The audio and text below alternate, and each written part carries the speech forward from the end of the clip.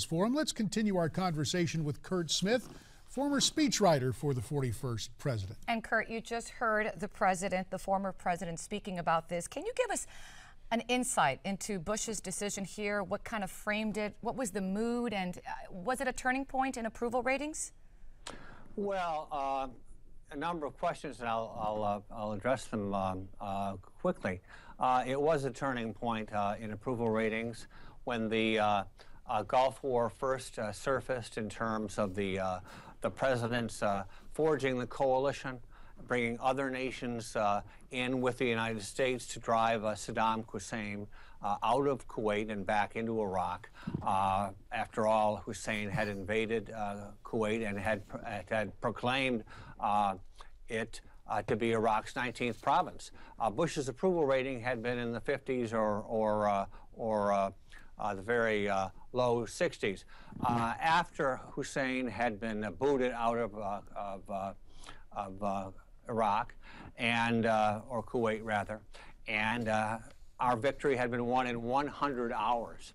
The Gallup poll showed that Bush's approval rating hit 91%, an astonishing Mount Everest never reached before or afterward. And so, yes, it was a turning point in approval ratings, at least at that time, but he didn't do that, unlike Barack Obama, it seems to me, in terms of this coalition as somewhat of a Pyrrhic and a token kind of coalition, a political stunt. To Bush, it was the cornerstone of foreign policy. And basically to him, it was a bully who would kick sand in freedom's face. And so what he did, beginning in August of 1990, was to systematically build this coalition. And remember, it was 500,000 Americans who were involved, almost 500,000, in the coalition, which ultimately invaded Kuwait and sent Saddam Hussein packing. And I would come to the office in the morning, and Bush had taken the speech schedule, and the night before had actually written his own speeches. He'd written them in what he called his self-typed manner.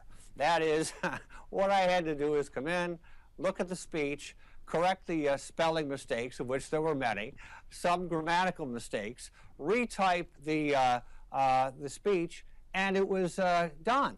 He wrote his own speeches during the Gulf War. It was he who suggested that we liken Hussein to Hitler in a speech that I had written.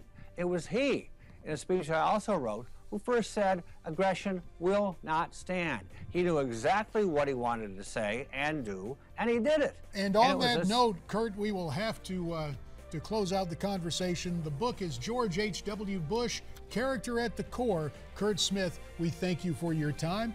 We're coming right back.